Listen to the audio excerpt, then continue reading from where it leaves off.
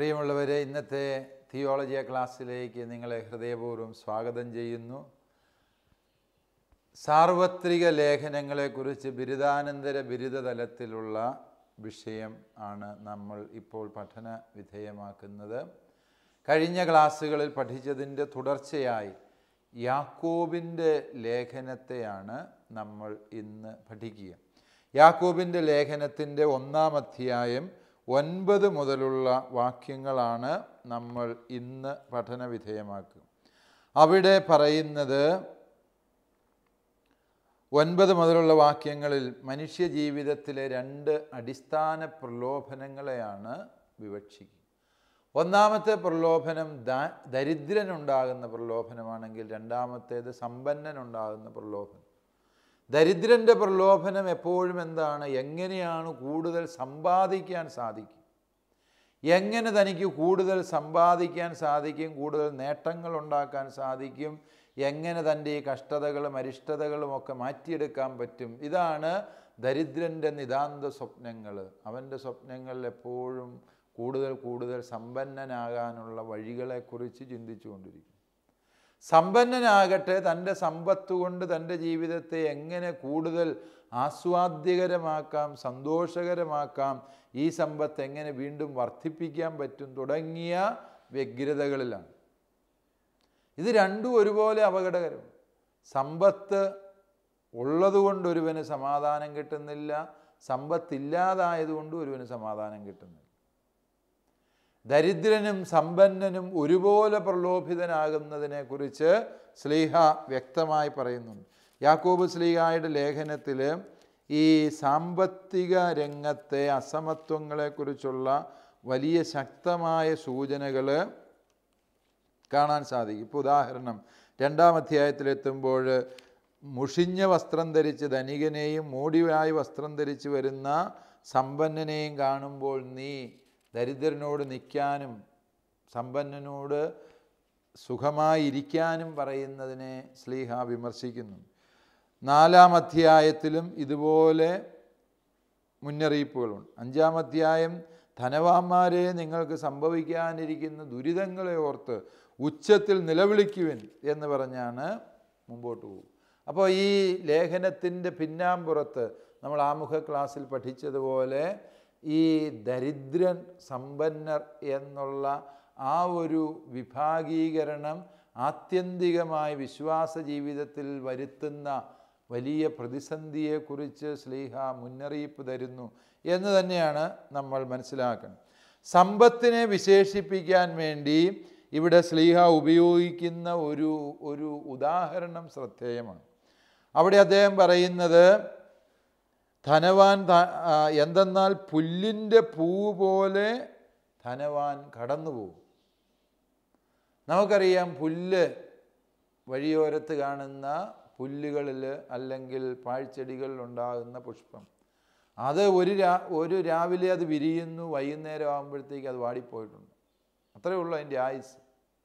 ഏറിയ 2 നാൾ അത്രയൊക്കെ ഉള്ളൂ അതിൻ്റെ ആയുസ് എന്ന് നമുക്കറിയാം. അതുതന്നെയാണ് ശ്ലീഹ ഇവിടെ പറയുക. ധനവാന്മാരെ, നിങ്ങളുടെ സമ്പത്ത് പ്രഭാതത്തിൽ വിരിഞ്ഞ് പ്രദോഷത്തിൽ കൊഴിഞ്ഞു പോകുന്ന പൂ പോലെയാണ്.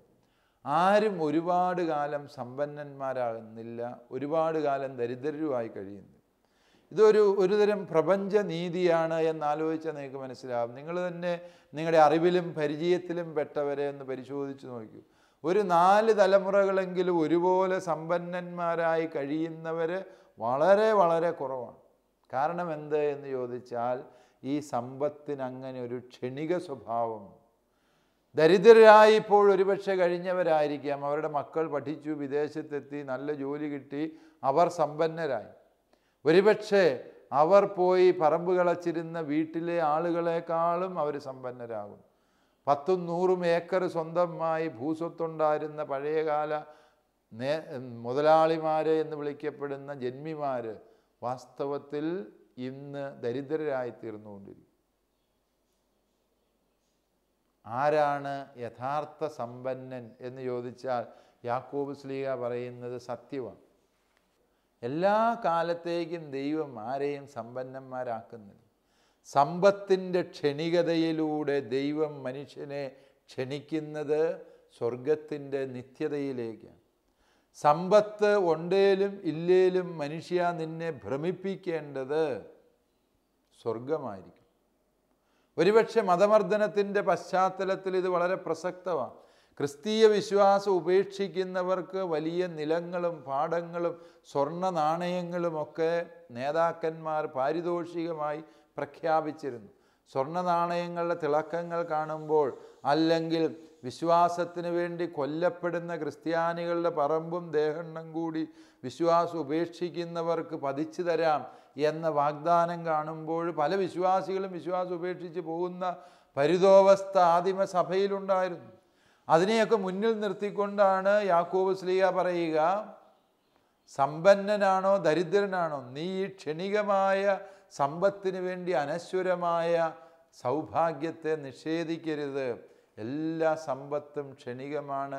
വിശിഷ്യ അന്യായ മാർഗങ്ങളിലൂടെ നേടുന്ന സമ്പത്ത് വെറും പുഷ്പം പോലെ കൊഴിഞ്ഞു വീഴുന്നത്ര ക്ഷണികമാണ് എന്ന് അദ്ദേഹം പറയുന്നു. ഉഗ്രതാപത്തോടെ ഉദിച്ചുയർന്ന സൂര്യൻ പുല്ലിനെ ഉണക്കിക്കളയുന്നു, അതിൻ്റെ പൂവ് കൊഴിഞ്ഞു വീഴും, സൗന്ദര്യം അസ്തമിക്കുകയും ചെയ്യും. ഇപ്രകാരം ധനികനും തൻ്റെ ഉദ്യമങ്ങൾക്ക് ഇടയ്ക്ക് മങ്ങി മറഞ്ഞു പോകും. വലിയ സമ്പന്നന്മാർ പുതിയ പദ്ധതികളും വ്യവസായവുമായിട്ട് ഇറങ്ങും. ചിലപ്പോൾ 8 നിലയിൽ പൊട്ടിപ്പോവും.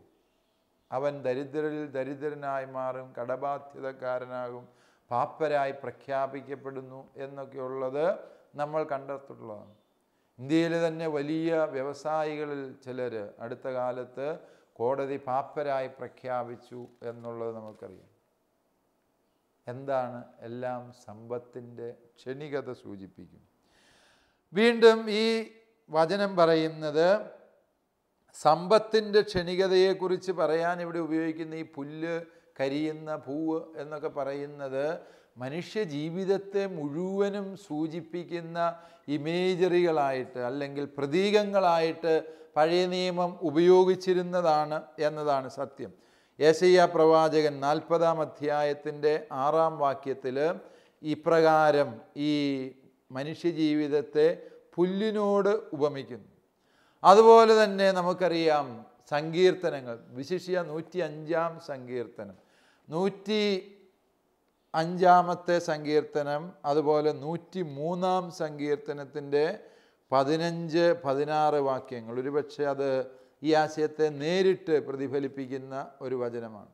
സങ്കീർത്തകൻ അവിടെ പറയുന്നത് മനുഷ്യജീവിതം വയലിലെ പുൽക്കൊടിക്ക് തുല്യമാകുന്നു. ചുടുകാറ്റടിച്ചപ്പോൾ അത് വാടിപ്പോയി, അത് നിന്നിരുന്ന സ്ഥലം പോലും അജ്ഞാതമായി തീർന്നു എന്നാണ് സങ്കീർത്തകൻ പറയുന്നത്. സമാനമായിട്ട് ഉള്ള ഉദാഹരണങ്ങളാണ് ഇവിടെ യാക്കോബ് ശ്ലീഹ സമ്പത്തിനെ സംബന്ധിച്ച് വിവക്ഷിക്കുന്നു. മനുഷ്യ ജീവിതത്തിൻ്റെ ക്ഷണികതയെക്കുറിച്ച് പറഞ്ഞ ആ ഇമേജറി എടുത്ത് സമ്പത്തിനെ കുറിച്ച് പറയാൻ യാക്കോബ് ശ്ലീഹ ഇവിടെ ഉപയോഗിക്കുമ്പോൾ, പ്രിയപ്പെട്ടവരെ, ജീവൻ നഷ്ടപ്പെടുത്തുക എന്നുള്ള ആ പ്രതിസന്ധിയെ ഒഴിവാക്കാൻ വേണ്ടി സമ്പത്ത് സ്വീകരിക്കുന്ന വ്യക്തികളെ ആണ് ഇവിടെ വിഭാവനം ചെയ്യുന്നത്. മറ്റൊരു ഭാഷയിൽ പറഞ്ഞാൽ, മതമർദ്ദനത്തിൻ്റെ പശ്ചാത്തലത്തിൽ സമ്പത്തിനു വേണ്ടി വിശ്വാസവും നിത്യജീവനും ഉപേക്ഷിക്കുന്നവരെ വിശേഷിപ്പിക്കാനാണ് ജീവൻ്റെ ക്ഷണികതയെക്കുറിച്ചുള്ള ഈ ഇമേജറി അല്ലെങ്കിൽ ഈ പ്രതീകം ശ്ലീഹ ഉപയോഗിക്കുന്നത് എന്ന് നമ്മൾ മനസ്സിലാക്കും. വീണ്ടും ഇവിടെ ശ്ലീഹ തുടർന്ന് പറയുകയാണ്, പരീക്ഷകൾ ക്ഷമയോടെ സ്വീകരിച്ചാൽ എന്ത് കിട്ടും? ജീവൻ്റെ കിരീടം കിട്ടും. ഇതാണ് 12-ാം വാക്യത്തിൻ്റെ ആശയം. പരീക്ഷകൾ ക്ഷമയോടെ സ്വീകരിച്ചാൽ ജീവൻ്റെ കിരീടം കിട്ടും. ഒരുപക്ഷെ വിശ്വാസത്തിൻ്റെ പരീക്ഷകളെ ക്ഷമയോടെ സ്വീകരിക്കുക എന്ന് പറഞ്ഞാൽ മരണം വരിക്കുക എന്ന് തന്നെയാണ് അർത്ഥം. പക്ഷേ മരണം വരിച്ചാൽ അത് എന്നേക്കുമായി തീർന്നുപോയി, നിൻ്റെ ജീവിതം കൈവിട്ടുപോയി, എല്ലാം ഇല്ലാണ്ടായി എന്ന് ചിന്തിക്കുന്നവന് ഈ ത്യാഗത്തിൻ്റെ സഹനത്തിൻ്റെ അർത്ഥം മനസ്സിലാകിയാൽ, സഹനത്തിൻ്റെ ശരിയായ അർത്ഥം ഗ്രഹിക്കണമെങ്കിൽ വിശ്വാസത്തിന് വേണ്ടി നാം അനുഭവിക്കുന്ന ത്യാഗങ്ങളുടെ ശരിയായ അർത്ഥം നമുക്ക് മനസ്സിലാകുന്നത് എപ്പോഴാണ്? മരണാനന്തരം ദൈവത്തെ മുഖാമുഖം കാണുന്ന സ്വർഗഭാഗ്യത്തിൽ എത്തിച്ചേരുമ്പോഴാണ്. ആ ഒരു സ്വർഗോന്മുഖത നഷ്ടമാകുന്ന ആധ്യാത്മികത അപകടകരമായൊരു ആധ്യാത്മികത. സ്വർഗോന്മുഖത നഷ്ടമാകുന്ന ആത്മീയത പ്രിയപ്പെട്ടവരെ തികച്ചും ശോഷിച്ച ആധ്യാത്മികത, അല്ലെങ്കിൽ അത് ആത്മീയതയേ അല്ല. ഇതാണ് ശ്രീക പറയുക, ജീവൻ്റെ കിരീടം ഞാൻ അവന് വേണ്ടി കരുതി വച്ചിട്ടുണ്ട്. വെളിപാട് പുസ്തകത്തിൻ്റെ 2-ാം അധ്യായത്തിൻ്റെ 10-ാമത്തെ വാചകത്തിൽ സമാനമായി ജീവൻ്റെ കിരീടത്തെക്കുറിച്ച് നമ്മൾ വായിക്കുന്നു. ഇപ്രകാരമാണ് വെളിപാട് ഗ്രന്ഥകാരൻ അതിനെക്കുറിച്ച് പറയുക: നീ ഉടനെ സഹിക്കാനിരിക്കുന്നവയെ ഭയപ്പെടരുത്. നിങ്ങളിൽ ചിലരെ പിശാച് തടവിൽ ഇടാനിരിക്കുന്നു. അത് നിങ്ങൾ പരീക്ഷിക്കപ്പെടുന്നതിനാണ്. 10 ദിവസത്തേക്ക് നിങ്ങൾക്ക് ഞെരുക്കമുണ്ടാകും. മരണം വരെ വിശ്വസ്തനായിരിക്കുക. ജീവൻ്റെ കിരീടം ഞാൻ നിനക്ക് നൽകും. സ്മിർനായിലെ സഭയ്ക്കുള്ള എഴുത്തിലാണ് വെളിപാട് ഗ്രന്ഥകാരൻ ഇത് പറയുക. 2-ാം അധ്യായം 10-ാം വാക്യത്തിൽ മതമർദ്ദനം തന്നെയാണ് ഇവിടെ വിവക്ഷിക്കുന്നത് എന്നും, അവസാനം വരെയും സഹിച്ചു നിൽക്കുക എന്ന് പറഞ്ഞാൽ മരണം വരെയും സഹിച്ചു നിൽക്കുക. വിശ്വാസത്തിന് വേണ്ടി മരിക്കേണ്ട സാഹചര്യം വരുമ്പോൾ രക്തസാക്ഷിയെ ദൈവം നിത്യമഹത്വത്തിൻ്റെ കിരീടമണിയിച്ച് സ്വർഗത്തിലേക്ക് നേരിട്ട് ആനയിക്കുന്നു എന്ന സത്യം. സഭാപിതാക്കന്മാർ പണ്ട് പറഞ്ഞിരുന്ന ഒരു യാഥാർത്ഥ്യമുണ്ട്. സാധാരണ വിശുദ്ധർ മരിക്കുമ്പോൾ മാലാഖമാർ അവരെ കൂട്ടിക്കൊണ്ടുപോകും. എന്നാൽ രക്തസാക്ഷിയെ കൂട്ടിക്കൊണ്ടുപോകാൻ പിതാവും പുത്രനും പരിശുദ്ധാത്മാവുമായ ത്രിയേക ദൈവം തന്നെ വന്നവരെ സ്വർഗത്തിലേക്ക് ആനയിക്കുന്നു. വിശ്വാസത്തിന് വേണ്ടിയുള്ള ഓരോ ത്യാഗവും അതൊരു പക്ഷേ ജീവൻ കൊടുക്കേണ്ട ത്യാഗമാകാം. അതല്ലെങ്കിൽ പലരുടെയും ജീവിതത്തിൽ വിശ്വാസത്തെ പ്രതി അനുഭവിക്കേണ്ടി വരുന്ന അവഗണനകൾ, വിശ്വാസം ജീവിക്കാനുള്ള കഷ്ടതകൾ, വേദനകൾ, ദൈവം തന്ന ജീവിത പങ്കാളിയിൽ നിന്നുണ്ടാകുന്ന തിക്താനുഭവങ്ങളെ സമചിത്തതയോടെ നേരിടുന്ന ഒരു കുടുംബജീവിതക്കാരനോ കുടുംബജീവിതക്കാരിയോ ശരിക്കും രക്തസാക്ഷിത്വത്തിൻ്റെ വഴിയിലാണ്. കാരണം അത് വിശ്വാസത്തിന് വേണ്ടി കൊടുക്കേണ്ടി വരുന്ന വിലയാണ്. വേണമെങ്കിൽ വളരെ എളുപ്പത്തിൽ വിവാഹം ഉപേക്ഷിച്ച് വെച്ചിട്ട് എനിക്കിത് പറ്റിയല്ല, ഇത് ഞാനെ കൊണ്ട് എനിക്ക് വയ്യ എന്ന് പറഞ്ഞിട്ടേച്ച് പോകാം. പക്ഷേ വിശ്വാസത്തിന് വില കൊടുക്കാത്ത മനുഷ്യരാണ്. ദൈവം തന്നതാണ് ഈ പങ്കാളിയെ എന്ന ബോധ്യത്തോടെ ആ വ്യക്തി മൂലമുണ്ടാകുന്ന സഹനങ്ങളെ വിശ്വാസത്തെ പ്രതി സ്വീകരിക്കുമ്പോൾ സമചിത്തതയോടെ വിശ്വാസത്തിന് വില കൊടുക്കുന്ന വ്യക്തികളായി നാം മാറുക. അങ്ങനെ ജീവിക്കും. അത് സമർപ്പിത ജീവിതത്തിലാകാം, പൗരോഹിത്യ ജീവിതത്തിലാകാം. എന്തിന് ഈ ആക്ഷേപങ്ങളും കഷ്ടതകളുമെല്ലാം ദൈവമേ ഞാൻ അനുഭവിക്കുന്നു, സഹിക്കുന്നു, എനിക്ക് വയ്യേ എന്ന് പറഞ്ഞിട്ടേച്ച് പോകുന്നവരുണ്ടാകാം. പക്ഷേ അവസാനം വരെയും വിശ്വസ്തയോടെ നിലകൊള്ളുക. നിത്യജീവൻ്റെ കിരീടം ദൈവം തരുന്നു എന്നുള്ള വലിയ സന്തോഷമാണ് വാസ്തവത്തിൽ ഈ ഗ്രന്ഥകാരൻ നമുക്ക് വെളിപ്പെടുത്തി തരുന്നത് എന്ന് ഓർക്കുക. തുടർന്ന് അദ്ദേഹം പറയുകയാണ്, ദൈവം ആരെയും പരീക്ഷിക്കുന്നില്ല. ഒരുപക്ഷെ ഇത് വളരെ പ്രധാനപ്പെട്ട ഒരു പ്രമേയമാണ് ഇവിടെ പറയുന്നത്. സാധാരണഗതി മനുഷ്യരെപ്പോഴും ഉന്നയിക്കാറുള്ള ഒരു ചോദ്യം ഇതാണ്: ദൈവമല്ല ഇതിനെല്ലാം ഉത്തരവാദി. ഒരു മനുഷ്യന് ഒരുപാട് ഭക്ഷണം കഴിക്കും, അതല്ലെങ്കിൽ ഒരുപാട് സമ്പാദിക്കാൻ ആഗ്രഹിക്കും. ഭക്ഷിക്കാനുള്ള വിശപ്പ് മനുഷ്യന് ദൈവം കൊടുത്തത് കൊണ്ടല്ലേ അവനിങ്ങനെ ഒരുപാട് തിന്നുന്നത്. അതുകൊണ്ട് അതിൻ്റെ ഉത്തരവാദി ദൈവമല്ല. ന്യായമായ ചോദ്യം. മനുഷ്യൻ വ്യഭിചാരത്തിന് പോകും. ലൈംഗികമായ കഴിവ് മനുഷ്യൻ്റെ ഉള്ളിൽ നിക്ഷേപിച്ച ദൈവമല്ല. അപ്പോൾ ദൈവമല്ലേ ആത്യന്തികമായതിന് ഉത്തരവാദി. ഒരു സ്ത്രീക്ക് പുരുഷനോടും പുരുഷന് സ്ത്രീയോടുമുള്ള അഭിവാഞ്ച മനുഷ്യനിൽ നിക്ഷേപിച്ചതാരാ? ദൈവം. അതുകൊണ്ട് ഈ തെറ്റിന് ദൈവമല്ലേ ഉത്തരവാദി. പലരും പലപ്പോഴും ചോദിക്കുന്നു, യൂദാസ് ഈശോയെ ഒറ്റിക്കൊടുക്കുമെന്ന് ദൈവത്തിന് അറിയാമായിരുന്നല്ലോ. ഇതേക്കുറിച്ച് നമ്മൾ കഴിഞ്ഞ ക്ലാസ്സിൽ വിശദമായി പഠിച്ചത്.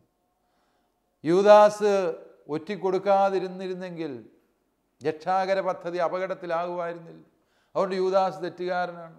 എല്ലാം ദൈവം മുൻകൂട്ടി നിശ്ചയിച്ചതുപോലെ സംഭവിച്ചു പോകുന്നു. മനുഷ്യനാണ് ഇതിൻ്റെയൊക്കെ ഉത്തരവാദി. ഇങ്ങനെയുള്ള ഒരുപാട് സാങ്കേതികത നിറഞ്ഞ ചോദ്യങ്ങൾ വിശ്വാസ ജീവിതത്തിൽ ഉയരാറുണ്ട്.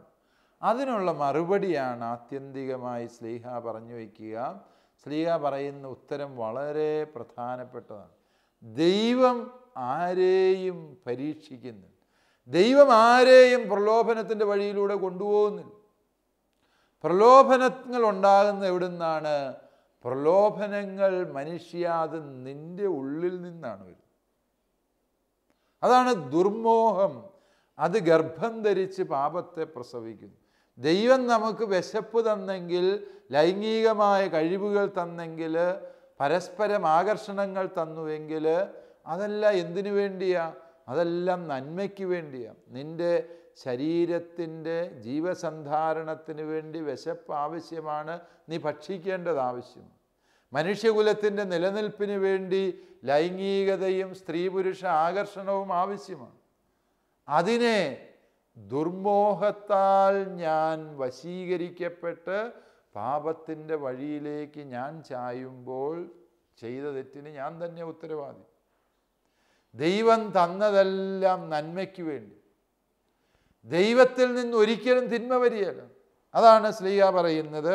സമാനമായ ആശയങ്ങൾ നിങ്ങൾക്ക് പലപ്പോഴും ലേഖനങ്ങളിൽ കാണാം. പൗലോസ് ശ്ലീഹ തന്നെ പറയുന്നുണ്ട്, പ്രലോഭനങ്ങളിൽ ദൈവം നമ്മളെ കൈവിടുകയല്ല, ദൈവം നമ്മളെ പ്രലോഭിപ്പിക്കുന്നുമില്ല. ഉദാഹരണം പറഞ്ഞാൽ കൊറിന്ത്യർക്കുള്ള 1-ാം ലേഖനം 10-ാം അധ്യായത്തിൻ്റെ 3-ാം വചനത്തിൽ പൗലോസ് അപ്പോസ്തലൻ പറഞ്ഞു വയ്ക്കുന്നുണ്ട്, പ്രലോഭനങ്ങൾ വരുമ്പോൾ ദൈവം ചെയ്യുന്നത് എന്താ?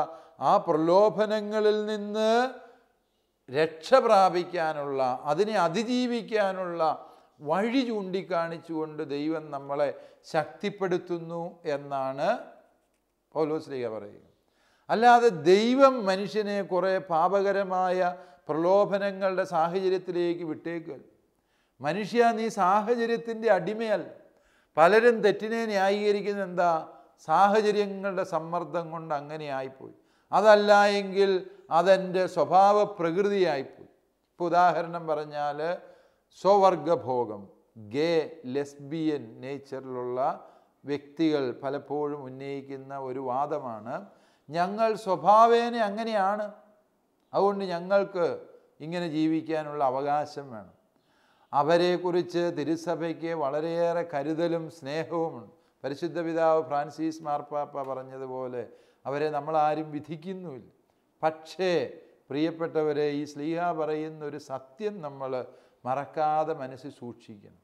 ഞാൻ എൻ്റെ സ്വഭാവ പ്രകൃതിയുടെ അടിമയല്ല, മറിച്ച് എനിക്ക് ദൈവവിശ്വാസം കൊണ്ട് എൻ്റെ സ്വഭാവ പ്രകൃതിയുടെ പരിമിതികളെ അതിലംഘിക്കാൻ സാധിക്കും.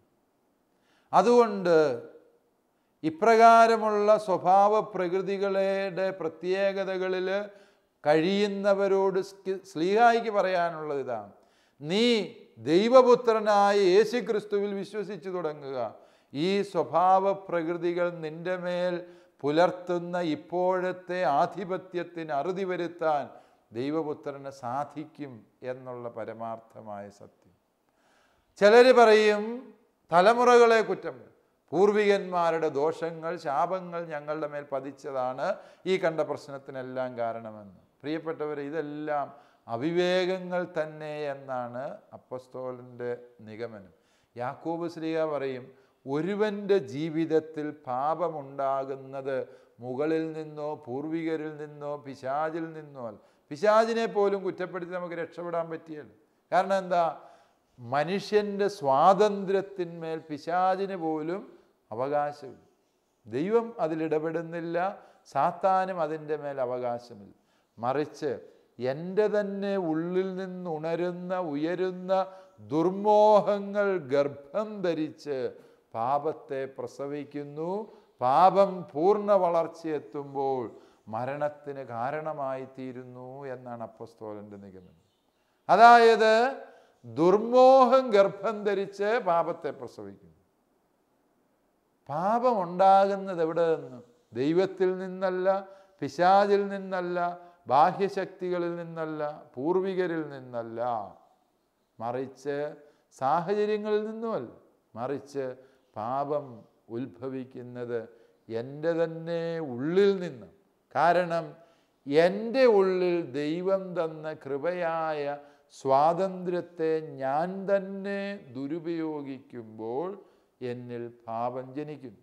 പാപത്തിന് അടിമയായി കഴിയുമ്പോൾ എൻ്റെ നിയന്ത്രണം സാത്താൻ ഏറ്റെടുക്കുന്നു എന്നുള്ളത് സത്യമാണ്. പക്ഷേ പാപത്തിലേക്കുള്ള തിരിച്ചിൽ അതിന് ഞാൻ തന്നെയാണ് ഉത്തരവാദി. ദൈവം എനിക്ക് കൃപ തരാത്തത് കൊണ്ട് ഞാൻ പാപം ചെയ്തു എന്നാരും പറയരുത്.